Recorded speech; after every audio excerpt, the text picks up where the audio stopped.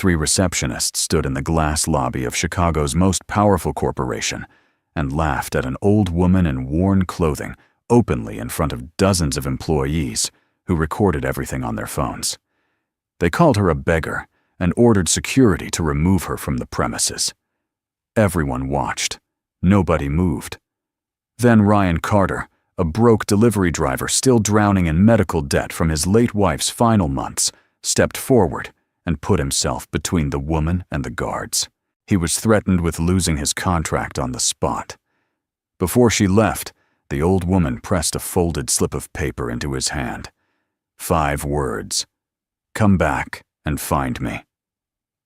Who was she? Ryan Carter's day started the way most of his days did, with a cold apartment, a cup of instant coffee, and a delivery app already loaded with 6 stops before 8 in the morning.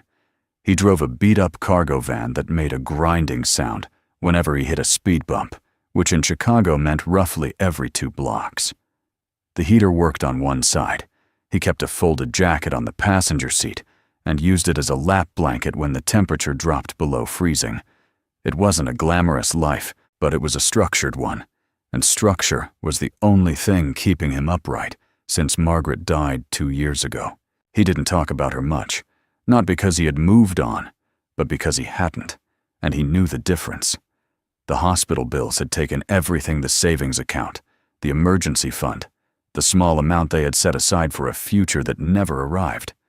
What remained was a monthly debt payment that ate roughly a third of his income, a 1-bedroom apartment in Wicker Park with a leaky bathroom faucet, and a reputation among the local dispatch network as the guy who always showed up and never complained. That reputation was the closest thing he had to job security. The Hartwell Global delivery was logged as a standard commercial drop, 4 sealed boxes, business documents, scheduled for the main lobby at 9:45. Ryan had driven past the building plenty of times, but had never made a delivery inside. It was one of those towers that felt designed to make you aware of your own smallness, all dark glass and polished steel, the kind of building where the lobby alone cost more to maintain per year than his entire neighborhood block. He pulled into the loading zone, stacked the boxes on his hand truck, and pushed through the revolving door. The lobby was wide and cold and very quiet, the way expensive spaces often are. Marble floors, low lighting a reception desk that stretched the length of a school bus. 3 women sat behind it, all of them in their late 20s, all of them in matching dark blazers, all of them looking at something near the far end of the lobby, with expressions that sat somewhere between amusement and contempt. Ryan followed their line of sight and saw the old woman standing near the entrance, holding a small canvas bag against her chest. She was maybe 75, possibly older. Her coat was a faded green wool that had clearly been good quality once decades ago. Her shoes were sensible and worn at the heels. Her white hair was pinned back neatly, and she stood very straight, which gave her a dignity that seemed to irritate the women behind the desk more than her presence itself. She wasn't disheveled. She wasn't making noise. She was simply standing there, and she looked like she was waiting for someone. One of the receptionists, a tall woman with a sleek ponytail, raised her voice across the lobby without bothering to stand. She told the old woman that this was a private building and that she needed to leave. The old woman said something too quietly for Ryan to hear from where he stood. The receptionist with the ponytail said it again, louder this time, and the word she chose was "ma'am." But the way she said it meant something else entirely. 2 other employees near the elevator bank had their phones out. Neither of them was making a call. Ryan set down the hand truck near the reception desk and stayed where he was for a moment. There was still a rational version of this, where it wasn't his business. He had a delivery to log a signature to get in 5 more stops after this. He had a debt payment due in 11 days. He was aware of all of that. He watched a security guard begin walking toward the old woman from the far side of the lobby, and something in the deliberate slowness of the guard's stride, the performance of it, the pleasure in it, made Ryan's decision for him before he had consciously made it. He walked over. He placed himself between the guard and the old woman, not aggressively but squarely. He told the guard he could hold on a minute. The guard told him to step aside and mind his own business. Ryan said he was minding it just fine, and asked what exactly the woman had done to require removal from a building lobby. The receptionist with the ponytail called out from behind the desk that this wasn't his concern, and that if he didn't back off, they would report him to his dispatch company. Ryan turned and looked at her directly. He told her to go ahead. There were more phones out now, maybe 8 or 9. Nobody stepped forward to say anything. The lobby was very still in the way that spaces get when everyone present has collectively decided to watch rather than act, and Ryan was aware of being watched in a way that made his skin feel tight, but he didn't move. The old woman was standing just behind his left shoulder. He could hear her breathing, steady, not panicked, the breathing of someone who had been in worse situations and knew how to wait them out. The guard backed off, not because he was convinced, but because the phones were still recording and the math had shifted. One of the other receptionists made a point of writing something down, making sure Ryan saw her doing it. A man in a suit who had emerged from a hallway near the elevators took one look at the situation, turned around, and went back the way he came. Ryan watched him go and filed that away. He turned to the old woman. He asked her if she was all right. She said she was fine, and thanked him in a voice that was low and precise, and carried no performance of gratitude, just the plain thing itself. She told him she had come to see someone in the building, and that she had not been permitted past the lobby.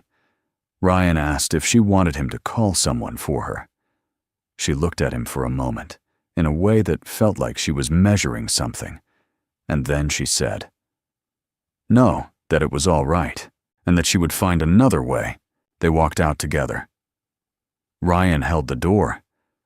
Outside on the sidewalk, the wind off Lake Michigan hit them both, and the old woman adjusted her coat collar with the practiced efficiency of someone who had been dealing with Chicago winters her entire life. Ryan asked her if she had somewhere to go and if she needed a ride anywhere. She said she had a car waiting around the corner. She reached into her canvas bag and produced a small folded piece of paper and pressed it into his hand without drawing attention to the gesture. She told him to come back and find her. Then she walked away around the corner of the building, and he watched her go until she was out of sight. He stood on the sidewalk with the paper in his hand for a moment before he remembered that he had not completed his delivery. He went back inside. The lobby had returned to its normal temperature of performative efficiency. Phones put away, receptionists looking at their screens, the guard posted back at his station near the wall. Nobody acknowledged Ryan when he walked back to his hand truck. The woman with the ponytail processed his delivery signature without making eye contact and handed his clipboard back without a word. His phone rang while he was loading the empty hand truck back into the van. It was his dispatch coordinator, a man named Frank, who told him in a tone that was apologetic, but final, that the Hartwell Global account had filed a complaint about a delivery driver causing a disturbance in their lobby, and had requested that Ryan be removed from their route permanently. The contract was a recurring weekly account. It represented roughly $1,200 per month. Frank said he was sorry. Ryan said he understood and ended the call. He sat in the driver's seat for a while, with the engine idling and the heater blowing cold air on his right knee. He thought about the 11 days until his debt payment, and the $1,200 that was now gone, and the 5 remaining stops on his route that would collectively pay him about $60. He unfolded the paper the old woman had given him. The handwriting was small and neat and slightly formal, like someone who had learned to write in an era when penmanship was taught as a discipline. The 5 words were exactly what he had already heard her say: "Come back and find me." There was no name, no phone number, no explanation of what she meant by "here," or how exactly he was supposed to find a woman he didn't know in a building where he had just been effectively banned. The rational reading of the situation was that he had made a significant financial sacrifice for a stranger he would never see again, that the note was the impulsive gesture of an elderly woman who had been frightened and was now safe, and that the most sensible course of action was to start calling other dispatch companies to replace the lost income. He folded the paper back up and put it in his jacket pocket. He spent that evening calling 3 dispatch companies and getting 2 callbacks. He filed the paperwork to pick up additional weekend routes. He went to bed, having done everything reasonable. But the image that sat behind his eyes when he tried to sleep wasn't the lobby, or the phones, or the receptionists, or even the lost contract. It was the way the old woman had looked at him on the sidewalk. Not with relief, not with fear, but with that measuring expression, as if she had been trying to determine whether he was the kind of person she could afford to trust. And the way she had pressed the note into his hand, with no explanation, no name, no number. Not like someone who was confused or frightened, like someone who had already thought it through. He got up at 6 the next morning and drove back to the Hartwell Global building. He didn't go inside. He parked across the street and watched the entrance for an hour, which told him nothing except that the building processed a significant volume of suited professionals between 7 and 8 in the morning, and that the same security guard from the day before arrived for his shift at 7:15. Ryan bought a coffee from a cart vendor on the corner and sat with it and thought about what he actually knew.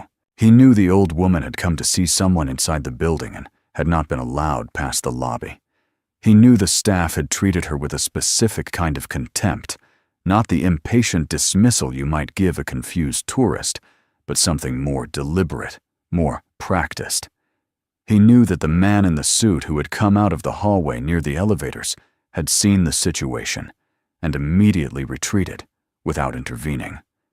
That detail bothered him more than the receptionists did. The receptionists were performing for each other for the phones, for whatever social economy existed behind that desk. The man in the suit had made a private calculation and walked away. That was a different thing. Ryan pulled out the folded note and looked at it again. "Come back and find me." He took out his phone and searched the name Hartwell Global. The company had been founded 31 years ago and had grown into one of the largest private holding companies in the country, with interests in real estate logistics and financial services. The current CEO was listed as Claire Hartwell. There was a profile photo, a woman in her mid-50s, dark hair, sharp features, photographed at what appeared to be a charity event. Ryan stared at the photo for a long time. Then he looked back at the building across the street. He didn't know yet what the connection was, but the old woman's last name was Hartwell. He was certain of it without being able to say exactly why. Something in the way she had stood in that lobby, straight-backed and patient, as if she had every right to be there and knew it, even as everyone around her acted like she didn't. He didn't have proof of anything. He had a folded piece of paper, a lost contract, a cold cup of coffee, and a feeling in his chest that he had learned to take seriously over 38 years of being wrong about a lot of things, but rarely wrong about people. He finished the coffee and started the van. He had 4 stops to make before noon. But he was going to come back, and when he did, he was going to find out who Eleanor Hartwell actually was, because he was now nearly certain that the old woman standing in the lobby of Hartwell Global being photographed and mocked and removed by people who worked in her name, without knowing it was not a stranger wandering in from the street. She was something else entirely, and the people inside that building who had treated her like nothing were going to have to account for that eventually. Ryan didn't know yet how or when or what his role in it would be, but he folded the note carefully and put it back in his pocket, and he drove. The first thing Ryan did was try the obvious route. He went back to the Hartwell Global building 3 days after the incident, walked up to the reception desk, a different set of faces this time, though the desk itself felt identical, and asked to speak with someone in administration about a personal matter involving a woman named Eleanor Hartwell. The receptionist, a young man with a carefully neutral expression, typed something into his computer and told Ryan there was no record of anyone by that name associated with the company. Ryan asked him to check again. The man said he had, and suggested Ryan contact the general inquiry line if he had further questions. Ryan took the business card that was slid across the desk, walked back out to the sidewalk, and stood in the cold for a moment, understanding that the wall he had just hit was not accidental. He called the general inquiry line from his van. It rang 4 times and transferred him to a voicemail box.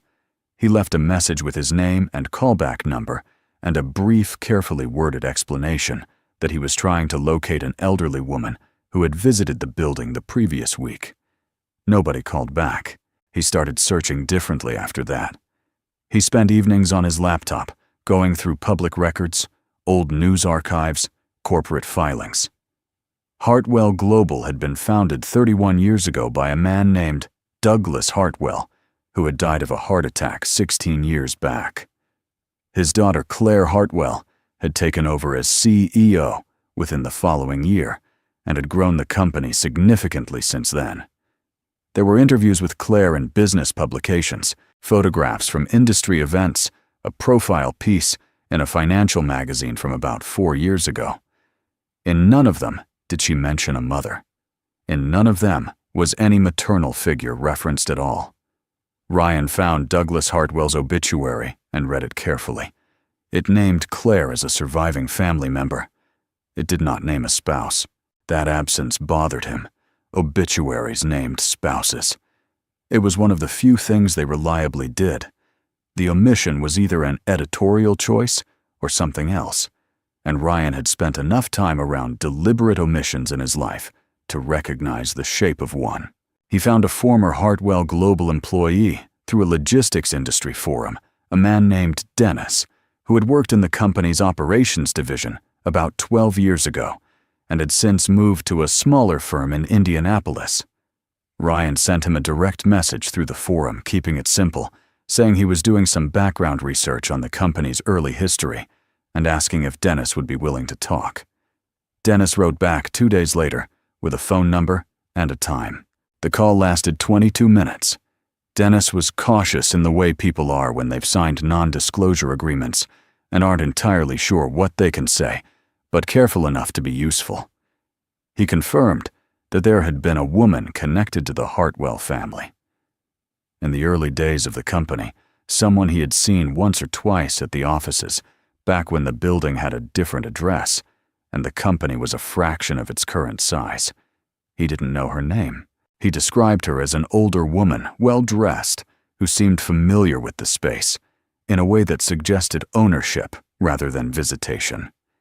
He said that at some point, he placed it roughly 9 or 10 years ago, she stopped appearing. He didn't know why.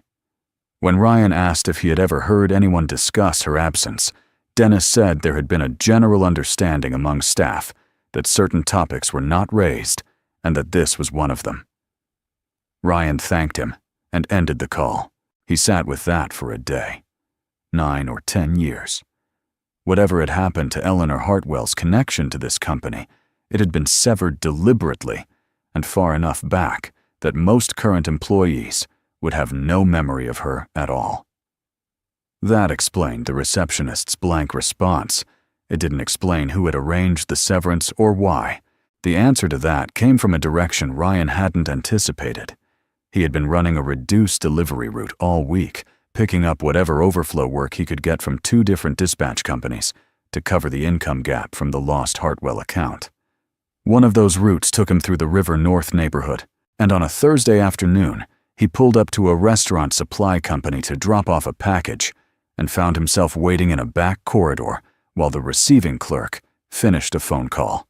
On the wall behind the clerk's desk was a framed magazine page, the kind of thing businesses sometimes displayed when they'd been featured in the press. It was a business journal piece from about 5 years ago, and across the top was a headline about Hartwell Global's expansion strategy. There was a group photograph. Ryan looked at it without particular intention at first, and then his eyes settled on a man standing to Claire Hartwell's left, broad-shouldered, well-dressed mid-50s, with an expression that read as practiced confidence rather than genuine ease. The caption identified him as Gavin Reed, Chief Operating Officer.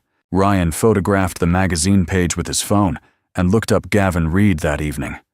What he found was the profile of a man who had been with Hartwell Global for 14 years, who had arrived from a private equity background and had steadily accumulated authority within the company over the following decade. He appeared at industry events. He gave occasional quotes to financial press. He sat on 2 external advisory boards. His public profile was clean and unremarkable, the kind of presence that was carefully maintained to be visible enough to establish credibility and controlled enough to give nothing away. What Ryan noticed was the timeline. Gavin Reed had joined Hartwell Global approximately 13 years ago. Eleanor had stopped appearing at the company approximately 9 or 10 years ago, according to Dennis. The overlap was not proof of anything, but it was the kind of coincidence that Ryan had learned not to dismiss. He started paying closer attention to Gavin Reed's public record board meeting, minutes that were publicly filed statements, attributed to him in press releases, the structure of announcements that came from Hartwell Global over the years. He was looking for something he couldn't fully articulate, yet a pattern, rather than a fact. He found it gradually in the way that patterns reveal themselves, not all at once, but through accumulation. Gavin Reed's name appeared with increasing frequency in company communications from roughly 10 years ago onward. His authority over operational and administrative decisions seemed to expand during the same period that Claire Hartwell's public appearances became more focused exclusively on external strategy and revenue.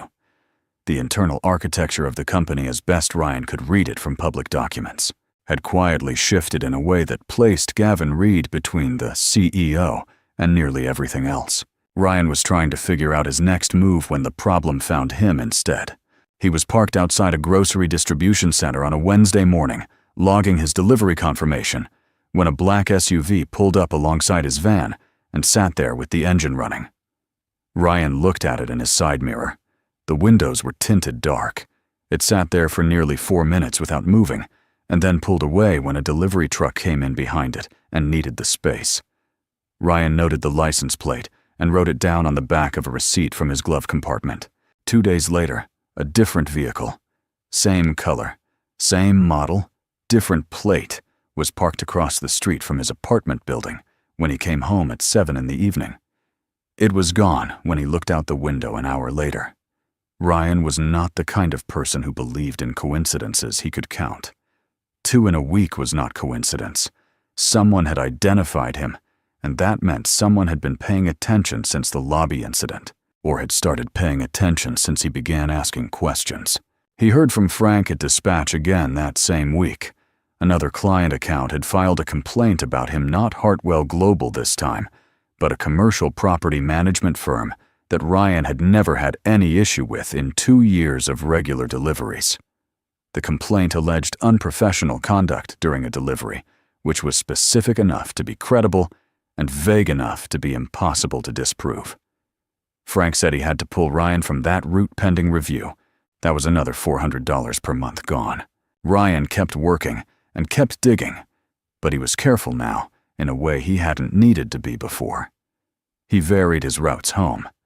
He moved his research to a public library computer when he was looking into anything connected to Hartwell or Gavin Reed, on the logic that whatever they were watching, they probably weren't monitoring library terminals. He reached out to 2 more former Hartwell Global employees through professional networks, using a neutral framing about industry research. One never responded. The other replied briefly, and then stopped answering after Ryan's second message, which suggested she had either lost interest or been told to stop. It was at the library on a Tuesday afternoon that Ryan found the document that changed everything he thought he understood about Eleanor Hartwell's situation.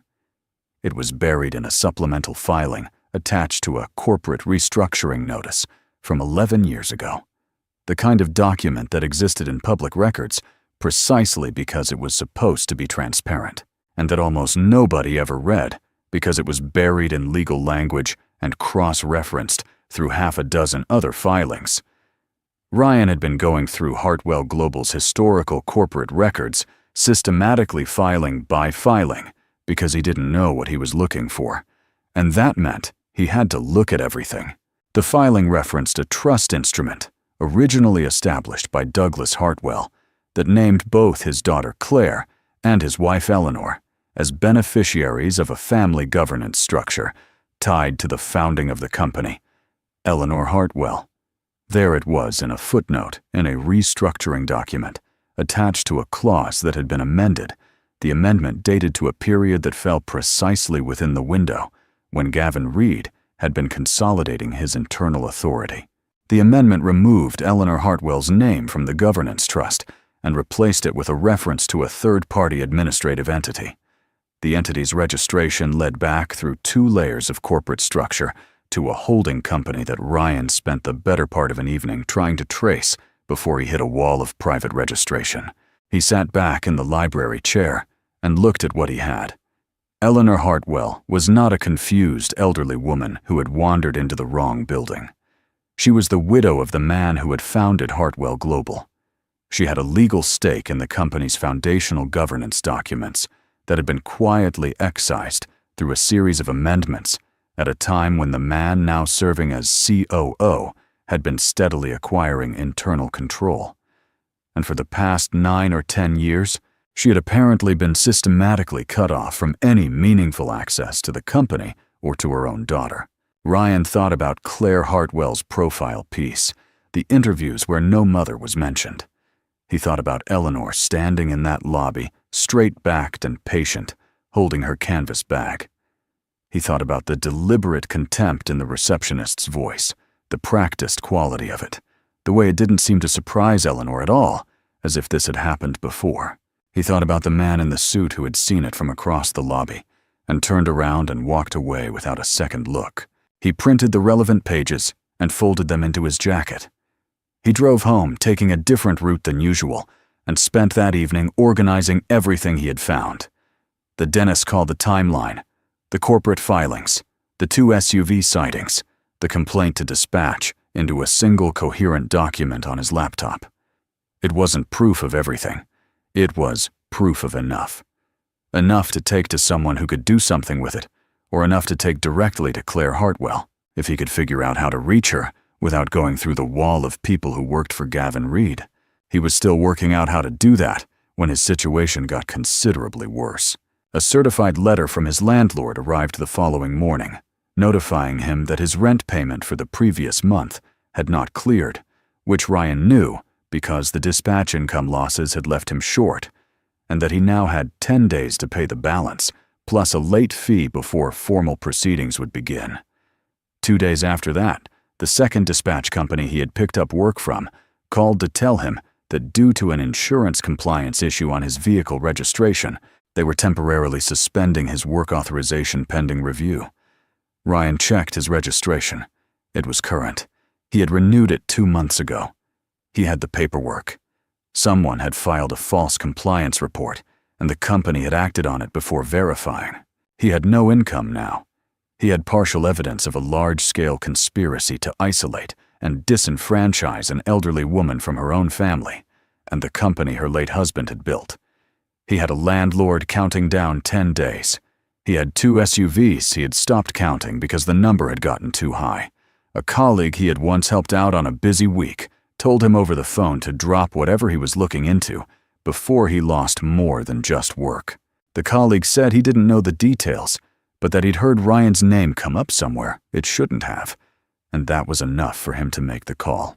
Ryan thanked him. He sat at his kitchen table with the printed documents and his laptop, and a silence that felt heavy rather than peaceful. He had the shape of the truth. He didn't have Eleanor. He had lost track of her the moment she walked around the corner of the Hartwell building on the day of the lobby incident, and he had no phone number, no address, no way to reach her. The note she had given him said to come back and find her. He had come back. What he had found instead was the outline of everything that had been done to her, and a growing list of things being done to him to make sure he stopped. He looked at the folded note on the table beside the laptop. He had kept it in his jacket pocket for weeks and had moved it to the table when he started worrying about losing it. 5 words. Come back and find me. He looked at it for a long time, and then he looked at the corporate filing with Eleanor's name in it, and then he closed the laptop and decided that whatever came next, he was not going to be the person who walked away. The call came at 11:47 at night from a number Ryan didn't recognize. He almost let it go to voicemail.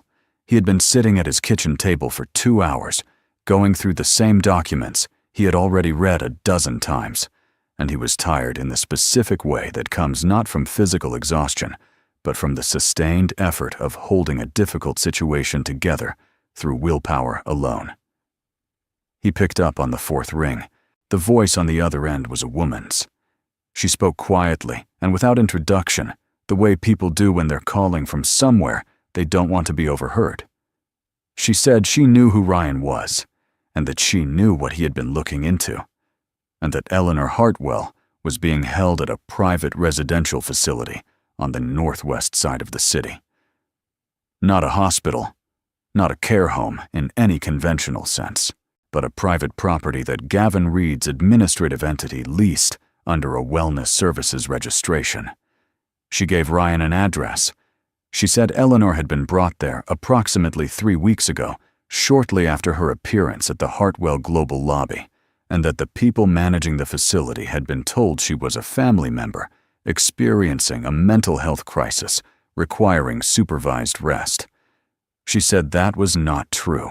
She said Ryan needed to move quickly because there was a board meeting at Hartwell Global in 36 hours, and after that meeting, certain decisions would be finalized that would make Eleanor's situation very difficult to reverse. Ryan asked who she was. The woman said it didn't matter and ended the call. He sat with the phone in his hand for a moment, and then wrote the address down on the same notepad where he had been tracking everything else. He looked at it. He thought about the false insurance complaint, and the SUVs and the dispatch accounts, and the landlord's letter. He thought about what it meant that someone on the inside had risked making this call. He thought about the 36 hours. Then he got up, put on his jacket, and picked up the folder of printed documents he had been building for weeks. He drove to the address at just past midnight. It was a large residential property on a quiet street set back from the road, behind a low fence, with 2 vehicles parked in the front and lights on in 2 of the ground floor windows. It looked like exactly what it was registered as, a private wellness facility, anonymous and unremarkable. Ryan parked half a block down and sat looking at it. He could see a figure moving past one of the lit windows. He couldn't tell who it was. He noted the vehicles, noted the layout as best he could from the street, and drove home. He spent the rest of the night working out the only approach that made any sense. Going to the facility directly and demanding Eleanor's release would accomplish nothing. He had no legal standing, and whatever documentation Gavin's people had filed to place her there would be sufficient to turn him away, and probably result in another call to someone who would make his life worse. Going to the police was also not straightforward. He had documents suggesting financial manipulation and corporate fraud, not a kidnapping in any form that law enforcement would act on overnight. What he had was evidence, and the only place that evidence would matter in the next 36 hours was in front of the people who had the authority to act on it. The Hartwell Global Board meeting was the answer. It was the one place where Claire Hartwell would be present and where the company's governance structure would be formally assembled. If Ryan could get Eleanor into that room before the meeting concluded, the evidence he had gathered would land in front of the only audience that could immediately act on it. The problem was access. Ryan had been banned from the building. He had no appointment, no press credentials, no legal representation. What he had was a folder of documents, a van, and the address of the facility where Eleanor was being held. He arrived at the facility at 7 the following morning. He rang the front entrance intercom and told the staff member who answered that he was Eleanor Hartwell's nephew, that there had been a family emergency, and that he needed to speak with her immediately. There was a long wait. The staff member came back and said that Mrs. Hartwell was resting and was not receiving visitors. Ryan said that was not acceptable given the nature of the emergency and asked to speak with whoever was managing the property. Another wait.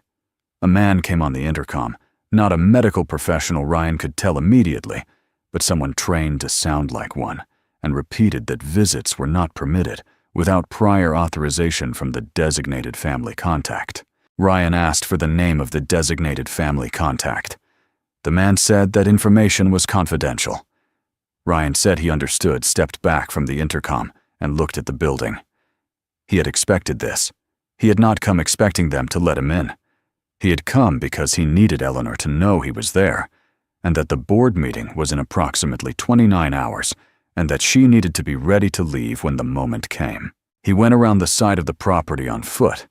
The fence was low enough that he could see the side garden from the adjacent sidewalk. He could see a window on the ground floor with a light on. He stood at the fence and called out her name. He felt slightly ridiculous doing it, but he did it anyway. Twice, not loudly enough to draw significant attention, but loudly enough to carry. Nothing happened. He waited 3 minutes and tried again. The curtain in the lit window moved. He waited. A hand appeared at the edge of the curtain and held something up against the glass, a white piece of paper. He couldn't read what was written on it from where he stood. He held up his own folder of documents in response, so she could see he had something. The paper came down and the curtain closed. He went back to his van and wrote a brief note of his own, the date of the board meeting. The time, 2 words: "I'm coming." He folded it small and tucked it into an envelope along with 1 page from his document file, the corporate trust filing that showed Eleanor's name and what had been done to it. He went to the front intercom again and told the staff member that he was leaving a letter for Mrs. Hartwell that contained time-sensitive legal information, and that if the facility refused to deliver it, they would be obstructing a matter of active corporate governance documentation. He used the phrasing deliberately. He didn't know if it meant anything legally. He suspected the staff member didn't know either. The door opened slightly, and a hand reached out and Ryan placed the envelope in it. He drove away and spent the rest of the day working through the second problem, how to get himself and Eleanor into the Hartwell Global Board meeting. He had considered every option he could think of, and had landed on the only one that had any chance of working. He called a woman named Sandra, who he had met twice through a community legal aid organization, where Margaret had volunteered in the years before she got sick. Sandra was a paralegal, not a lawyer, but she knew the building. She had done document delivery there twice in the past year for a firm that occasionally worked with Hartwell Global on contract matters. Ryan explained the situation to her over the phone as concisely and factually as he could and told her what he needed. Sandra was quiet for a moment after he finished. Then she said she would meet him at 7 the following morning. He barely slept. He packed the complete document folder, every page he had printed, organized in the order he intended to present it, and set it by the door. He set his phone alarm for 5:45 and lay on top of the covers and watched the ceiling for what felt like most of the night. He thought about Eleanor in that facility and whether she had received the note and whether she understood what he was attempting. He thought about Gavin Reed, who by now almost certainly knew that Ryan had not stopped digging and had not been sufficiently discouraged by the loss of income or the surveillance or the compliance complaint.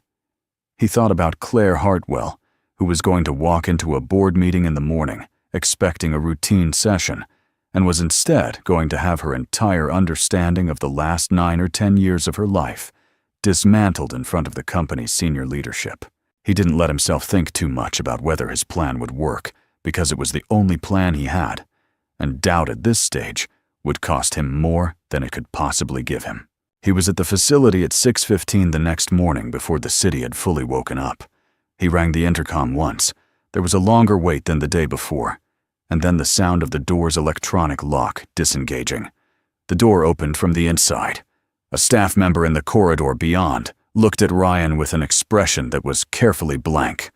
Not hostile, not cooperative. The expression of someone who had received an instruction they didn't fully understand and had decided the safest course was to follow it without comment.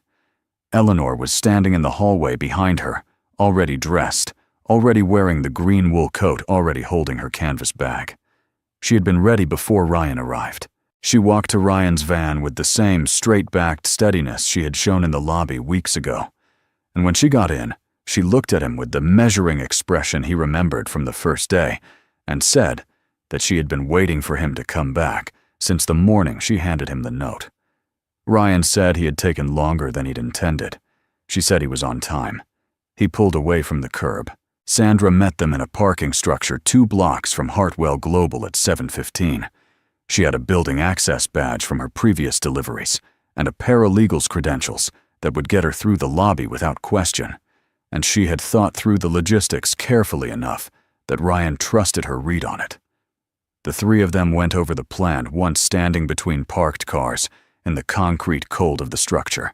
Eleanor listened without interrupting and asked 2 precise questions at the end, both of them about the documents, about which filings Ryan had, and whether the trust amendment was among them. Ryan showed her the folder. She looked through it quickly with the efficiency of someone who knew exactly what she was looking for, and when she found the trust filing, she held it for a moment without expression, and then placed it carefully back in the folder and handed it to Ryan. They entered the building at 7:50. Sandra led. She presented her credentials at the reception desk and explained she was there to deliver documents for the board meeting to a specific administrative contact, a name she had researched the night before. The receptionist called up to confirm. There was a wait of roughly 90 seconds that felt considerably longer. The confirmation came through. Sandra went through the turnstile. Ryan and Eleanor walked through behind her, close enough that the moment of their passage registered as a single event, rather than 3 separate ones. The security guard near the elevator bank looked up and then looked back at his station. The board meeting was on the 32nd floor. The elevator ride took 22 seconds. Ryan counted. The doors of the boardroom were glass, and through them, Ryan could see the table already occupied, 12 or 14 people suits. The particular stillness of a meeting that had recently been called to order. Claire Hartwell sat at the head of the table. Gavin Reed sat 3 seats to her left, and he was speaking when the boardroom doors opened. He stopped speaking when he saw Eleanor. The room took a moment to process what it was looking at: an elderly woman in a worn green coat, standing in the doorway of a 32nd floor boardroom that was not open to unscheduled visitors, accompanied by a man in a delivery driver's jacket, holding a folder of documents. Claire Hartwell's expression moved through several things very quickly: confusion, recognition of the man she didn't know, and then something else entirely. When her eyes reached the woman beside him, she stood up from her chair. She said one word. She said it quietly, almost to herself, as a person says a word, when what they're seeing contradicts something they've believed for a very long time. She said, "Mom." Ryan set the folder on the table. He had organized it to be self-explanatory: the trust filing on top, then the corporate amendments, then the timeline he had constructed from public records, and the Dennis call, and everything else he had accumulated over the past several weeks. He told the room as directly and briefly as he could what the documents showed: that Eleanor Hartwell was the widow of the company's founder, that her governance rights had been removed through a series of internal amendments during a period when Gavin Reed was consolidating administrative control, that she had been systematically isolated from her daughter and from the company, and that she had most recently been held at a private facility under a false mental health designation, arranged through an entity that traced back to Reed's administrative structure. He said all of this in less than 3 minutes, and then he stopped talking. Gavin Reed started to say something. One of the other board members, an older man at the far end of the table, held up his hand, and Reed stopped. The older man reached for the folder and began reading. The room was very quiet. Claire Hartwell had come around the table and was standing beside Eleanor, and Eleanor had taken her daughter's hand in both of hers, and neither of them said anything. They didn't need to. The years of distance and manipulation that had existed between them were still there, would need time and conversation, and all the difficult work that estrangement requires, but the lie that had sustained that distance was now sitting on a boardroom table in a folder of printed documents, and everyone in the room could see it. Gavin Reed was asked to leave the room. He left. The board voted within the hour to place him on immediate administrative suspension pending a formal investigation. 2 board members who had been appointed during the period of Reed's consolidation recused themselves from the vote, which Ryan took as its own form of confirmation. Ryan sat in a chair along the wall while the board worked through its initial response. Sandra had gone back downstairs after the documents had been presented. Eleanor sat at the table next to Claire. At one point, Claire looked across the room at Ryan with an expression that he didn't quite know how to categorize. It was not simply gratitude. It was something more complicated than that. The look of a person who has just been shown a gap in their own understanding that they didn't know existed and is still absorbing the size of it. Ryan nodded once and looked down at his hands. He was aware that he was wearing the same jacket he wore every day for deliveries, that he had not slept properly in 2 nights, and that the folder he had carried into this room had cost him most of his monthly income. His main dispatch contracts, and a significant amount of the certainty he'd once had that situations this large would always outrun someone in his position. He was aware of all of that, and he was also aware that none of it felt like a loss. He stepped out into the hallway when the formal proceedings began in earnest, because what happened next was not his to participate in. It belonged to Eleanor and Claire and the structure of accountability that the documents he had found made possible. His part was done. He leaned against the wall in the corridor on the 32nd floor and looked out the window at the Chicago skyline, gray and sharp and cold and very wide, and thought about nothing in particular for the first time in weeks. The next morning, Ryan was in his apartment doing nothing in particular, standing at the kitchen counter with a cup of instant coffee, the same way every day started when he heard the sound of multiple vehicles pulling up outside. He went to the window and looked down. There were 4 black cars on the street below, the kind that came with drivers, the kind that cost more per hour than Ryan made in a day. He watched them for a moment without understanding, and then his front door buzzer sounded. Claire Hartwell was standing in the hallway outside his apartment when he opened the door. She was alone, which surprised him. She was dressed simply relative to what he would have expected, a dark coat, no visible markers of the life she occupied. She looked like she had not slept much either. She told him she wanted to speak with him, and Ryan stepped aside and let her in. She stood in the middle of his small living room and looked at the kitchen table, where the documents had been at the notepad, with the address still written on it, at the folded piece of paper, Eleanor's note that was still sitting where Ryan had left it the night before. She picked it up with his permission and read the 5 words. She set it back down. She told him that the board had spent most of the previous night in emergency session, that Gavin Reed's suspension had been formalized, and that the investigation would be comprehensive. That her lawyers were already working to restore the legal standing that had been removed from the governance trust. She told him that her mother had explained late the previous evening the full sequence of what had happened, not just what Ryan's documents showed, but the years before the gradual isolation, the way small manipulations had accumulated over a decade into something that had separated 2 people who had never intended to lose each other. Then she told him that she wanted to offer him a position. Not charity, she was specific about that. A role in Hartwell Global's logistics and operations division, working on the kind of ground-level distribution problems that someone with his experience would understand better than any consultant she could hire. The salary she named was more than Ryan had made in the previous 3 years combined. She said he could take time to think about it. He said he didn't need time. She thanked him before she left, not in the way that people thank service workers, not in the way that the wealthy thank the useful. She thanked him the way you thank someone who did something that mattered when they had every reason not to. Ryan accepted it without deflecting and without making it smaller than it was, because it wasn't small, and he knew that too. After she left, he stood at the window and watched the 4 black cars pull away from the curb. The street returned to its ordinary self, a Chicago morning in winter, cold and gray, and indifferent to individual outcomes. He finished his coffee.